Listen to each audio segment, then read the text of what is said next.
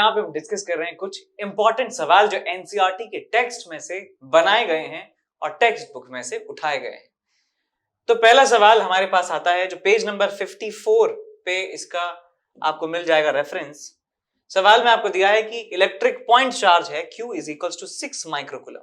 6 microcoulomb का एक charge यहां पे प्रेजेंट है ऑरिजिन पर of x y coordinate axis, यानी कि 2D एक्सिस की बात कर रहे हैं, 2D प्लेन की बात कर रहे हैं। एक्स वाई प्लेन में ऑरिजिन पर एक चार्ज रखा हुआ है और आपको बताना है कि electric potential due to the charge at point 12,16 in free space, यानी वैक्यूम में एक पर्टिकुलर पॉइंट आपको बताया हुआ है कि 12,16 मीटर पे एक पॉइंट है, उस पॉइंट पर electric potential due to this point charge आपको कैलकुलेट करना है।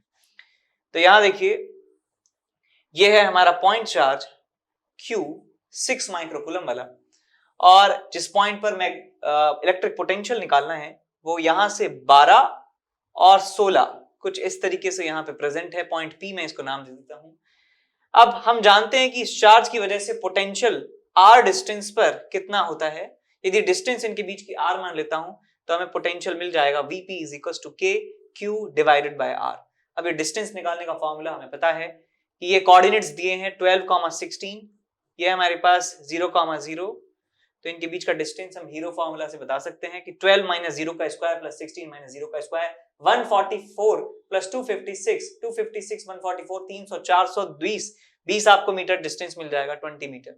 बस वैल्यू रख दीजिए सारी। 9 into 10 to the power 9 is the value of K, Q is the charge which is 6 into 10 to the power minus 6, और नीचे हमें डिस्टेंस से डिवाइड करना है। डिस्टेंस कितना है हमारे पास 20 के बराबर, तो 20 से इसको डिवाइड कर दीजिए।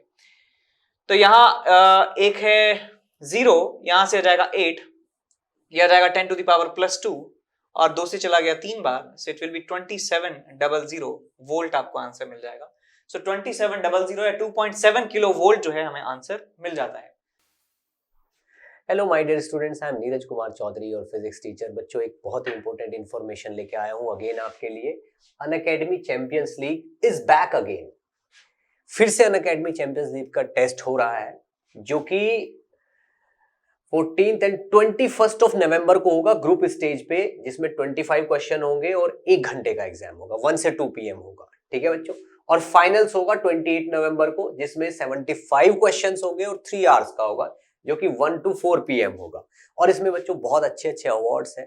ठीक है ना, ये आप जानते ही हो बहुत अच्छे तरीके से। 5 CR तक के आप इसमें अवार्ड्स जीत सकते हो, इतना बड़ा पूल है, तो चांसेस बहुत ज्यादा है।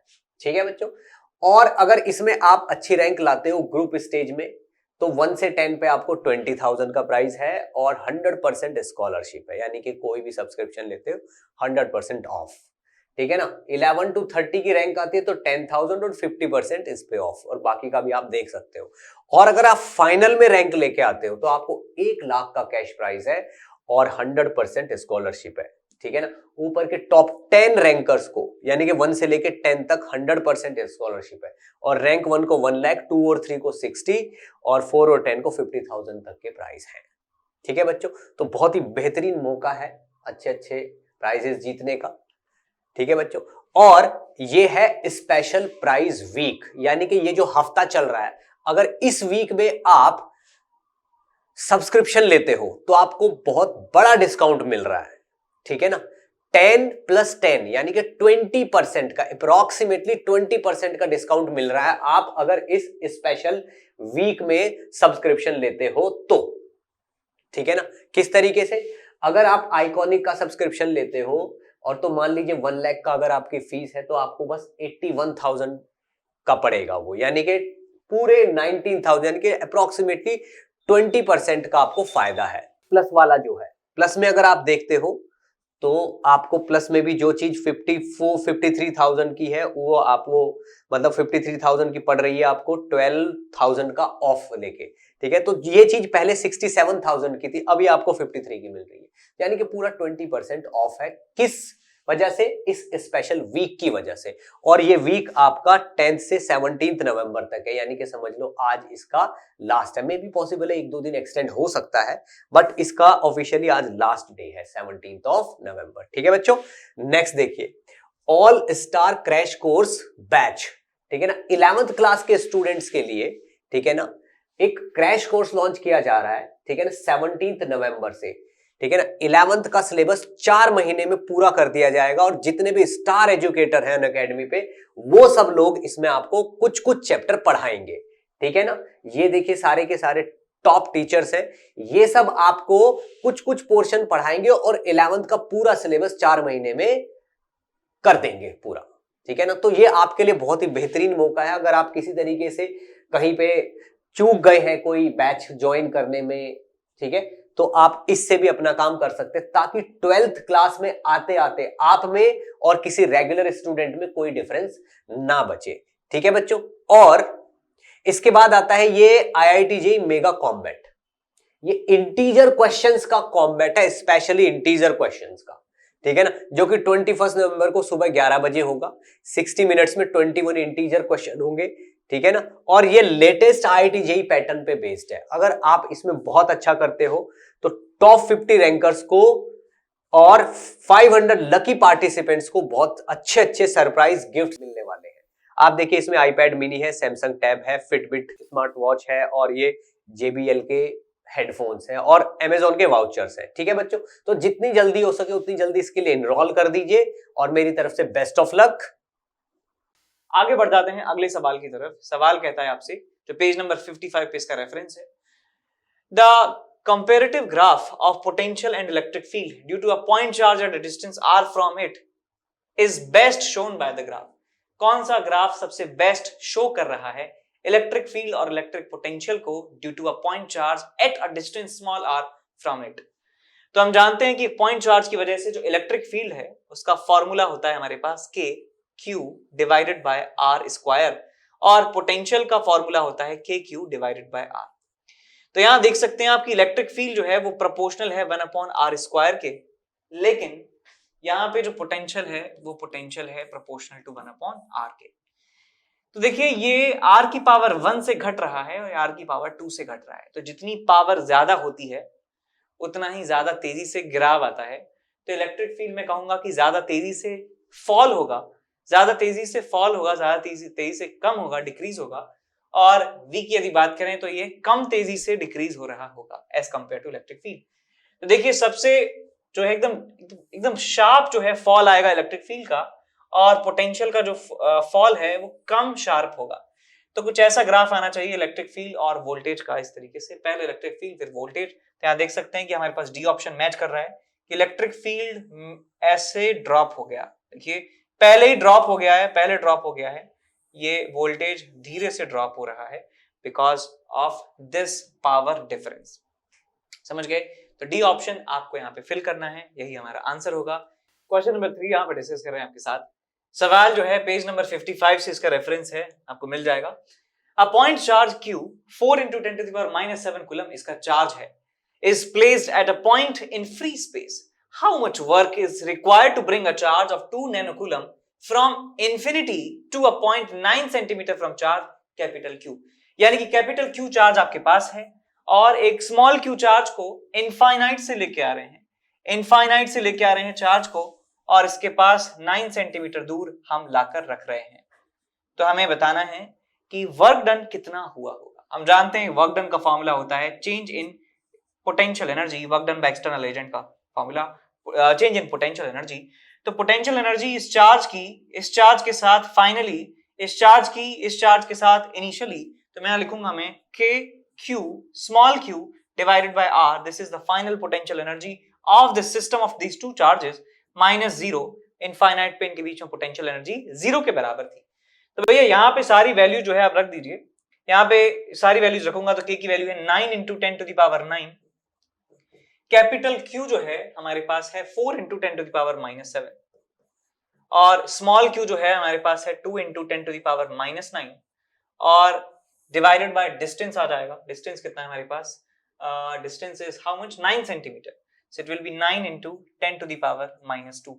तो एक 9 से एक 9 कैंसिल आउट हो गया, -9 से -9 कैंसिल आउट हो गया, -2 ऊपर जाएगा तो बन जाएगा माइनस में 5, तो 2 और 4 बन गया 8। सो 8 × 10⁻⁻5 हमारा आंसर हमें मिल जाता है work done by external agent का। ठीक है, समझ गए? तो इस तरीके से सवाल को सॉल्व किया जाएगा। अब आगे बढ़ जाते हैं अगले सवाल की तरफ। सवाल नंबर 4 है हमारे पास, जो एनसीईआरटी के पेज नंबर 57 पे है। Which among the following statements is an incorrect statement? कौन सा स्टेटमेंट इनकरेक्ट है वो हमें पहचानना है।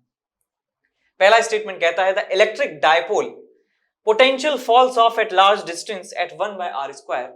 यदि मान लीजिए डायपोल आपके पास है और डायपोल से दूर यदि बात करें पोटेंशियल की, किसी जनरल पॉइंट पे पोटेंशियल की बात करें, मान लीजिए यहां सेंटर से r डिस्टेंस पर एंगल थीटा पर कोई पॉइंट है, यहां पर पोटेंशियल का फॉर्मूला होगा kp cos theta divided by r²। इसका मतलब पोटेंशियल जो है वो r² के इनवर्सली प्रोपोर्शनल है। तो इसका मतलब पहला वाला जो ऑप्शन है वो सही लिया है। हमें इनकरेक्ट चूज करना है, पहला स्टेटमेंट करेक्ट है तो हमें ये नहीं लिखना है।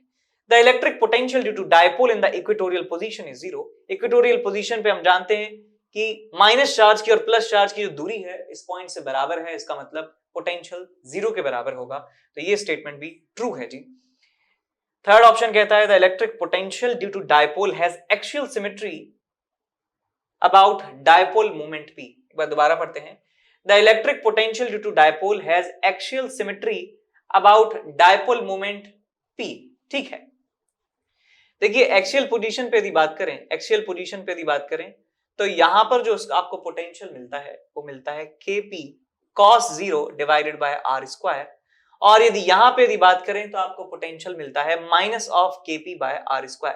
तो आप देख सकते हैं कि यदि सेम डिस्टेंस आगे जाए तो पॉजिटिव में पोटेंशियल है, सेम डिस्टेंस पीछे जाए तो नेगेटिव में पोटेंशियल है। इसका मतलब एक सिमेट्री आपको यहां देखने को मिल रही है। तो ये सी ऑप्शन ठीक है। डी ऑप्शन कहता है कि electric potential on dipole axis is maximum. नहीं, ऐसा नहीं है।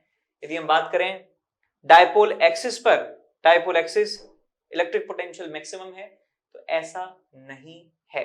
ठीक है, तो हमें चूज करना है इनकरेक्ट। तो इनकरेक्ट है ऑप्शन नंबर 4। इसके बाद हम चलते हैं आगे अगले सवाल की तरफ, क्वेश्चन नंबर 5। तो क्वेश्चन नंबर 5 हमसे कहता है कि दो चार्जेस हैं 6 नैनोकूलम एंड -4 नैनोकूलम के आर लोकेटेड 15 सेंटीमीटर अपार्ट, यानी सेंटर इनके बीच का डिस्टेंस हमें दिया है। At what point on line joining the charges the electric potential is 0। 0 potential वाला पॉइंट हमें बताना है।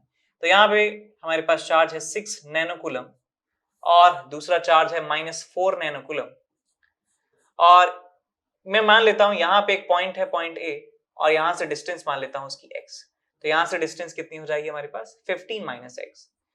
तो यहां पे टोटल पोटेंशियल 0 होना चाहिए। तो इसका पोटेंशियल यहां पे यदि देखें तो k × 6 डिवाइडेड बाय x, और इसका पोटेंशियल यहां k × -4 divided by 15 - x। Units का चिंता इसलिए नहीं करना है बिकॉज हमें इन दोनों का समीशन 0 करना है और ये बराबर यूनिट से दिए हुए हैं। तो भाई यहाँ k से k चला गया, आपको मिलेगा 6/x is equal to 4/15 - x। तो यहां से चला गया 2 बार, यहां से चला गया 3 बार, क्रॉस मल्टीप्लाई करेंगे तो मिलेगा 45 - 3x is equal to 2x, 5x is equal to 45, और यहां से x जो कि डिस्टेंस है इस वाले चार्ज से मिल जाती है 9 सेंटीमीटर के बराबर। सो 9 सेंटीमीटर फ्रॉम 6 नैनोकूलम चार्ज हमें 0 पोटेंशियल मिलने वाला है। तो 9 सेंटीमीटर फ्रॉम -4 नैनोकूलम, और या लिख सकता हूं मैं 6 centimetre from this charge, 6 centimetre from 6 नैनोकूलम।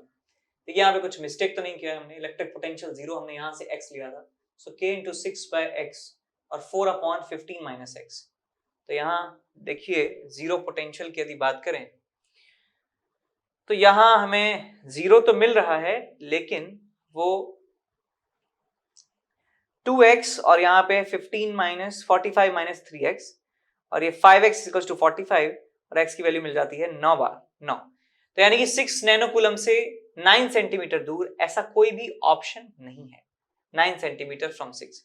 तो इसका मतलब कहीं और भी हमें चेक करना है कि पोटेंशियल 0 तो नहीं हो सकता है। बीच में तो 0 है लेकिन ऑप्शन ही नहीं दिया है। तो हम क्या करेंगे, जो ज्यादा मैग्नीट्यूड है, जहां कम मैग्नीट्यूड है उसके पास में हम एक पॉइंट मानेंगे, पॉइंट y डिस्टेंस पे। तो यहां से 6 नैनोकूलम और यहां से -4 नैनोकूलम, तो मैं यहां पे एक पॉइंट मान लेता हूं, पॉइंट यहां से y डिस्टेंस पे है, ये डिस्टेंस है 15। तो मैं यहां पर पोटेंशियल 0 करने की कोशिश करता हूं। तो यहां पे मुझे मिलेगा so k × 6 divided by 15 + y plus k × -4 divided by y is equal to 0। तो यहां से आपको मिलेगा 6/15 + y is equal to 4/y, 2 से गया है 2 बार, 2 से गया है 3 बार, 3y इज इक्वल टू आपको मिलेगा 30 प्लस 2y, तो y की वैल्यू आपको मिल जाती है किसके बराबर, 30 सेंटीमीटर के बराबर। यानी 30 सेंटीमीटर दूर आप एक पॉइंट लेंगे सबसे राइट मोस्ट पार्ट में, तो आपको पोटेंशियल 0 मिल जाएगा। तो -4 नैनोकूलम से 30 सेंटीमीटर और 6 नैनोकूलम से 45 सेंटीमीटर। देखिए यहां से 30 है तो यहां से कितना हो जाएगा, 45 सेंटीमीटर। तो यहां से सेकंड ऑप्शन जो है उसे आप टिक कर सकते हैं। अच्छा सवाल था, पहली बार में आंसर नहीं आया, लेकिन और हमने आगे सोचा तब जाके हमें आंसर मिला। ध्यान रखिएगा इस सवाल को, ठीक है। तो आंसर हमारा जाएगा बी। उसके बाद चलते हैं अगले सवाल, क्वेश्चन नंबर 6 की तरफ, जो एनसीईआरटी के पेज नंबर 60 पे आपको मिल जाएगा। The incorrect statement regarding equipotential surface. Equipotential surface के बारे में इनकरेक्ट स्टेटमेंट हमें पहचानना है। पहला पार्ट है, हमें दिया है पहला option, equipotential surface through a point is normal to electric field at that point, कि इलेक्ट्रिक फील्ड इक्विपोटेंशियल सरफेस के परपेंडिकुलर होता है। बिल्कुल फैक्ट बात है ये, तो यहां पे सही कर देंगे। An equipotential surface is a surface with constant value of potential at all points on the surface, बिल्कुल ठीक है। इक्विपोटेंशियल सरफेस के किसी भी पॉइंट पर आप देखेंगे तो पोटेंशियल जो है आपस में बराबर ही आपको मिलने वाला है। सी पॉइंट की बात करें, equipotential surface of a single point charge are concentric spherical surface centre at the charge, बिल्कुल ठीक लिखा है। हमें यहां बताया गया है कि ये पॉइंट चार्ज की वजह से इक्विपोटेंशियल सरफेस का शेप कैसा होता है। नंबर 4 कहा गया है कि uniform electric field along x axis यदि है, एक्स एक्सिस के अलोंग इलेक्ट्रिक फील्ड यदि है, इस तरीके से इलेक्ट्रिक फील्ड यहां पे एग्जिस्ट करता है, तो बताइए तो equipotential surfaces are planes parallel to X Y plane, तो एक्स वाई प्लेन के पैरेलल इक्विपोटेंशियल सरफेस होंगे, तो ये गलत दिया है। जब एक्स डायरेक्शन में हमारा इलेक्ट्रिक फील्ड दिया है तो प्लेन होंगे Y Z plane. Y Z plane जो है parallel Y Z plane will be our equipotential surface. तो यदि यहां पे एक्स वाई की जगह वाई जेड दिया होता तो हम इसको सही कर सकते थे, लेकिन ये सही नहीं है। और वही हमसे पूछा है कि इनकरेक्ट स्टेटमेंट बताइए, तो फोर्थ ऑप्शन हमारा आंसर होगा। इसके बाद अगला सवाल है हमारे पास, question number 7, work done by external agent in assembling 3 identical charges from infinity to given location is equal to. Page number 62 पे सवाल आपको मिल जाएगा। यहां पे एक चार्ज है स्मॉल क्यू, यहां पे एक चार्ज है स्मॉल क्यू और यहां पे एक चार्ज है स्मॉल क्यू। हमें इनको इनफाइनाइट से लाकर अरेंज करना है, तो बताना है कितना काम करना पड़ेगा। तो वर्क डन क्या होता है बेटा, you final minus you initial, ठीक है। Work done by external agent की बात करें तो final potential energy of the system minus initial potential energy of the system होता है। तो भाई इनफाइनाइट पे जब थे तो इनिशियल पोटेंशियल एनर्जी 0 था, तो हमें फाइनल पोटेंशियल एनर्जी लिखना है इस पूरे सिस्टम का, वही वर्क डन होने वाला है।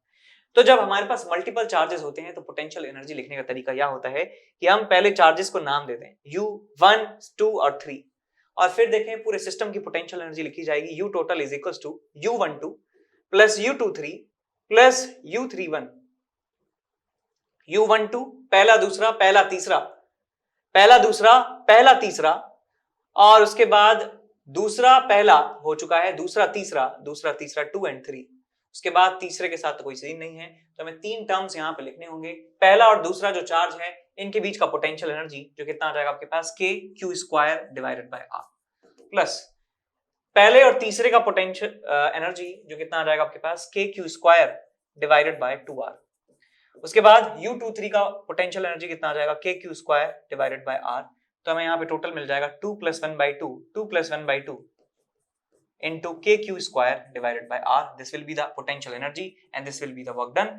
तो ये आ जाएगा आपके पास 5/2 KQ² divided by R, 5/2, इसको अपन 4 pi epsilon naught लिख देंगे, 1/4 pi epsilon naught, तो ये हो जाएगा आपके पास 8 pi epsilon naught, K हट जाएगा, तो 5Q² upon 8 pi epsilon naught R। तो बी ऑप्शन जो है यहाँ पे आपको मैच होता दिख जाएगा। इसके बाद आगे चलते हैं सवाल नंबर 8 की तरफ, जो पेज नंबर 66 पे दिया हुआ है। 2 पॉइंट चार्जेस हैं 7 microcoulomb and -2 microcoulomb are placed at position -9,0 and 9,0। अब हमें 2 पॉइंट्स पता चल गए, दोनों चार्जेस पता चल गए, तो हम ठीक है, क्या पूछा गया है, how much work is required to separate these 2 charges infinitely away from each other. तो वर्क डन निकालना है तो हम कहेंगे फाइनल पोटेंशियल एनर्जी कॉन्फ़िगरेशन की इनिशियल पोटेंशियल एनर्जी। तो भाई फाइनल जब ये इनफाइनाइट पे चले जाएंगे तो इनका पोटेंशियल एनर्जी हो जाएगा 0। तो हमें आंसर मिल जाता है कि work done by external agent is equal to minus of potential energy initial.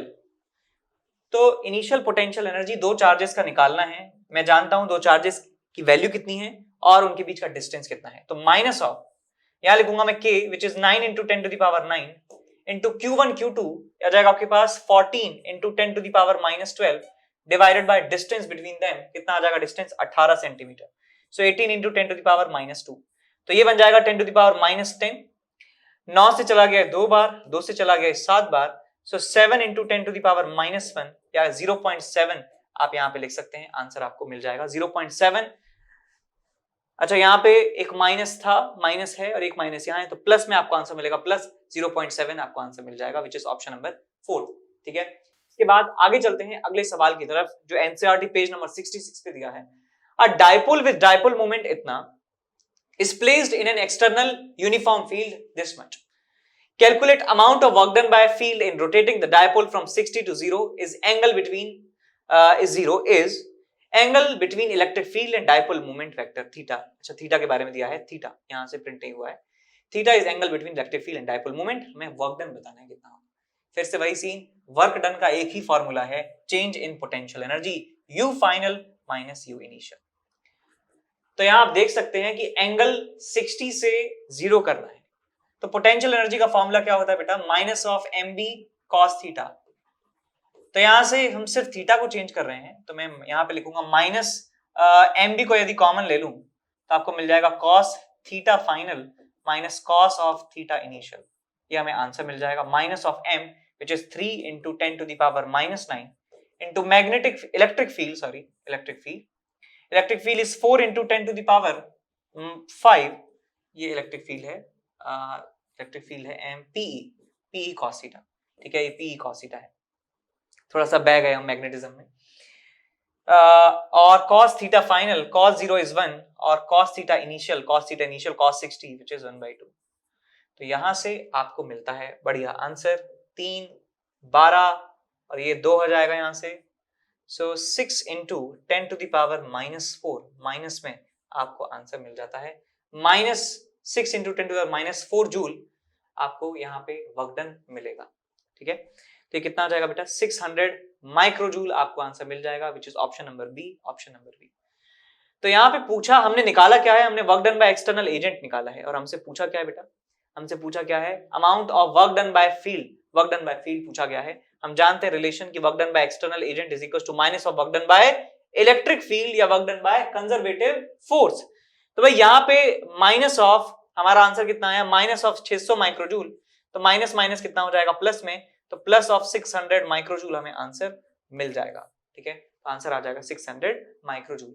एक बात और, जब भी आपको साइन पता करने में दिक्कत आ रही हो कि वर्क डन पॉजिटिव या नेगेटिव है, तो उसके लिए क्या करना चाहिए, देखिए दो चार्जेस थे हमारे पास, एक डायपोल था, है ना, डायपोल था, और इस डायपोल में इलेक्ट्रिक फील्ड देख लीजिए ऐसे 60 से 0 करना है।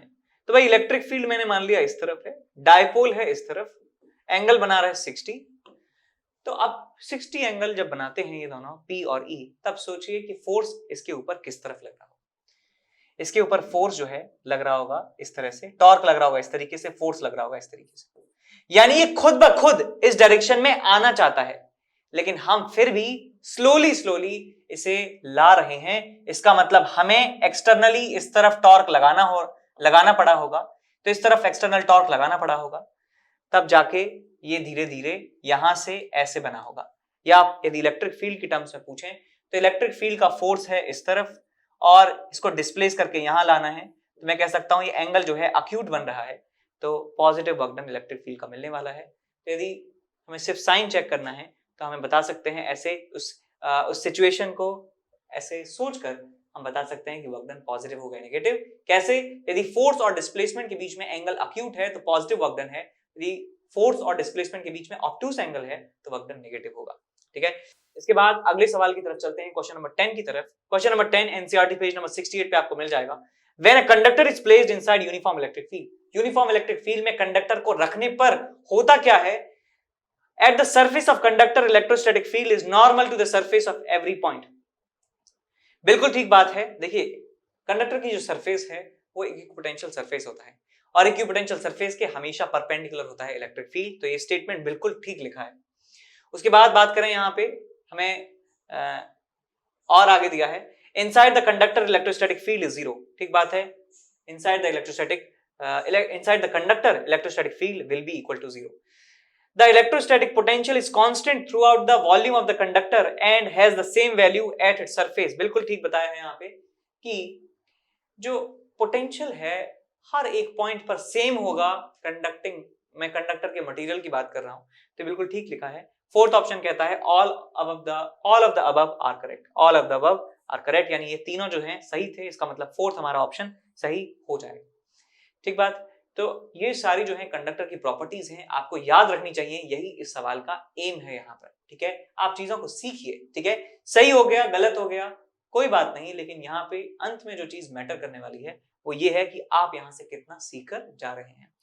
तो चलिए मैं आगे बढ़ जाता हूँ अगले सवाल की तरफ। सवाल है पेज नंबर 78 पर।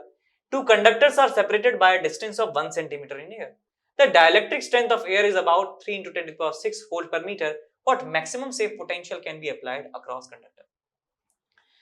तो कितना पोटेंशियल अप्लाई किया जा सकता है? तो यहाँ पे आप याद रखिए कि इलेक्ट्रिक फील्ड जो है वो हमें मिलता है dV minus of dV by dr से। यदि बात करें इलेक्ट्रिक फील्ड ऑलमोस्ट यूनिफॉर्म है तो E को लिखा जा सकता है minus of delta V divided by delta R से। तो डेल्टा R हमें दिया है 1 सेंटीमीटर, डेल्टा V जो है हमें बताना है, इलेक्ट्रिक फील्ड हमें दिया हुआ है। सो डेल्टा V की वैल्यू यदि मैग्नीट्यूड की बात करें आपको मिल जाएगा E into delta R। Electric field is 3 × 10⁶ और डेल्टा R जो है डिस्टेंस बिटवीन देम वो कितना आ जाएगा आपके पास 1 सेंटीमीटर विच इज 10⁻⁻²। तो आ जाएगा आपके पास ये 3 × 10⁴। 3 × 10⁴ हमें यहाँ पे आंसर मिल जाएगा विच इज ऑप्शन नंबर। ठीक, इसके बाद हम चलते हैं आगे अगले सवाल की तरफ। क्वेश्चन नंबर 12 यहाँ पे डिस्कस करने जा रहे हैं। सवाल जो है वो लिया हुआ है पेज नंबर 78 से। सवाल में कहता है कि a slab of material having dielectric constant K is equals to 1.5 has the same area as of the plates of the parallel plate capacitor but has thickness 3/4 of plate separation। यानी कि जो capacitor की plates के बीच में separation है उसका 3/4 जो है सेपरेशन है, यानी कि विड्थ है उस डाइलेक्ट्रिक स्लैब की, introduced between the plates of the capacitor having capacitance C। on introducing slab the capacity becomes factor of, यानी कि पूछा गया है कि टोटल कैपेसिटेंस कितना हो जाएगा। तो यहाँ एक बार सवाल समझ लेते हैं। जो कहा गया है कि हमारे पास एक पैरेलल प्लेट कैपेसिटर है जिनके प्लेट्स के बीच का विड्थ में मान लेता हूं D के बराबर है और एरिया इनका मैं मान लेता हूं A के बराबर है। तो बताइए इस पूरे सिस्टम का जो कैपेसिटेंस होगा C वो मैं क्या लिख सकता हूं, A epsilon not divided by D। अब आते हैं डाइलेक्ट्रिक स्लैब। एक डाइलेक्ट्रिक स्लैब जिसका थिकनेस 3D/4 है उसको यहां पर इंसर्ट कर दिया जाता है। यहां पर इंसर्ट कर दिया जाता है तो ये हमारे पास सिचुएशन बन जाती है कुछ इस तरीके से कि इस पैरेलल प्लेट कैपेसिटर में एक डाइलेक्ट्रिक स्लैब है इस तरीके से, जिसका डाइलेक्ट्रिक कांस्टेंट है 1.5, जिसका डाइलेक्ट्रिक कांस्टेंट है 1.5। तो ये हमारे पास सिस्टम बन चुका है। अब हमें इसका कैपेसिटेंस निकालना है कितना होगा। तो इसको निकालने के हमारे पास दो तरीके हैं, मैं दोनों तरीके आपको एक एक करके बता रहा हूं। तो सबसे पहली बात यह है कि मैं इस कैपेसिटर को यदि बीच से ब्रेक कर देता हूं, यदि मैं इस कैपेसिटर को बीच से ब्रेक कर देता हूं तो मुझे दो कैपेसिटर मिल जाते हैं। एक कैपेसिटर जिसमें फुली पूरी विड्थ तक जो है डाइलेक्ट्रिक भरा हुआ है और एक दूसरा कैपेसिटर जिसमें एयर भरी हुई है D/4। ठीक है, एरिया अभी भी इसका A है, एरिया A है, एरिया A है, एरिया A है, एरिया A है, एरिया A है। अब ये दोनों कैपेसिटर जो है सीरीज में लगे हुए हैं और सीरीज में कैपेसिटेंस में जानता हूं टोटल निकालना, that C1 C2 upon C1 plus C2 is equals to C equivalent. तो भाई यहाँ का इक्विवेलेंट, यहाँ का जो कैपेसिटेंस है मैं मान लेता हूँ C1, वो लिखूंगा मैं Ka epsilon not by D। तो K की वैल्यू है 3/2, A की वैल्यू A है, एप्सिलॉन नॉट की value epsilon not divide by D की वैल्यू है 3D/4। सो 3D/4। यहाँ पे कैपेसिटेंस है हमारे पास C2, वो मैं लिख सकता हूँ A epsilon not by D, A epsilon not by D, D/4। तो एक 3 से 3 चला गया, 2 से 2 चला गया, आपको मिल जाता है यहाँ से 2A epsilon not by D और यहाँ से आपको मिल जाता है 4A epsilon not by D C2 की वैल्यू, और ये हमारे पास C1 की वैल्यू। उसके बाद मैं कह सकता हूं कि A epsilon not by D की वैल्यू क्योंकि C के बराबर है तो मैं इस वाले कैपेसिटर को कह सकता हूं इसका कैपेसिटेंस 2C के बराबर है। That means C1 is equal to 2C and C2 is equal to 4C। तो हमें C इक्विवेलेंट यदि निकालना है सीरीज में इन दोनों का, तो मैं लिखूंगा C1 C2 upon C1 plus C2 6C। C से C चला गया, 2 से चला गया 3 बार, so you will get 4/3 into C, 4/3 into C। इसका मतलब जो फाइनल कैपेसिटेंस है वो आ जाएगा 4/3 C के बराबर, यानी कि डी ऑप्शन। इसके बाद आपके पास दूसरा तरीका ये है, यदि आपके पास कोई ऐसा सवाल आता है, ये जनरल फॉर्मूला है कि एक कैपेसिटेंस जिसका एरिया प्लेट का A है और विड्थ जो है D के बराबर है, और इस डाइलेक्ट्रिक, इस कैपेसिटर में कहीं पर भी एक सेम एरिया का डाइलेक्ट्रिक प्लेट यदि लगा दिया जाता है, डाइलेक्ट्रिक स्लैब सेम एरिया का यदि लगा दिया जाता है, जिसका डाइलेक्ट्रिक कांस्टेंट है K और इसका थिकनेस है यहाँ पे T, और कहीं पर रख दिया जाए बीच में, इधर, उससे कोई फर्क नहीं पड़ेगा, तो हमारे पास कैपेसिटेंस की वैल्यू आती है A epsilon not divided by D minus T plus T by K। ये हमारे पास एक फॉर्मूला हमें मिलता है, इसे आप याद रख सकते हैं, आपके बहुत ज्यादा काम आने वाला है। तो भाई हमें यहां सवाल में दिया है कि इस डाइलेक्ट्रिक स्लैब का जो विड्थ है वो T is equal to 3D/4 है। तो यदि मैं T की वैल्यू रख देता हूं 3D/4 और K जो डाइलेक्ट्रिक कांस्टेंट है उसकी वैल्यू रख देता हूं 3/2, तो मुझे अपना आंसर मिल जाना चाहिए। तो यहाँ पे C की वैल्यू मैं लिख सकता हूं A epsilon not divided by D minus T 3D/4 plus T by K यानी कि 3D/4, और यहां पे आ जाएगा 3/2। तो यहाँ 3 से 3 कैंसिल आउट हो गया, 2 से 2 कैंसिल आउट हो गया, आपको मिलता है यहाँ पे D minus 3D/4 which is D/4 plus यहां पे बचा आपके पास D/2 बचा है, D/2। सो D/2 प्लस D/4 कितना हो गया, 3D/4 हो गया। तो यहाँ पे मैं लिखूंगा बेटा इसे A epsilon not divided by 3D/4, हमारा आंसर आ जाएगा 4A epsilon not by 3D, 4A epsilon not by 3D, और A epsilon not by D जो है किसके बराबर है, C के बराबर है। तो ये वाली जो क्वांटिटी है C के बराबर है, तो हमारा आंसर आ जाएगा 4/3 इंटू C के बराबर। तो हमें D ऑप्शन मिल जाता है। तो आप जैसे भी चाहें वैसे आप निकाल सकते हैं, दोनों तरीके आपके पास हैं, दोनों तरीके मैंने बता दिए, जो आपको आता हो, जो आपको याद आ जाए एग्जाम के समय, वो आप यूज कर सकते हैं, बिकॉज ऑब्जेक्टिव टाइप का क्वेश्चन है, हम कैसे भी करें कोई फर्क इस बात से नहीं पड़ता है।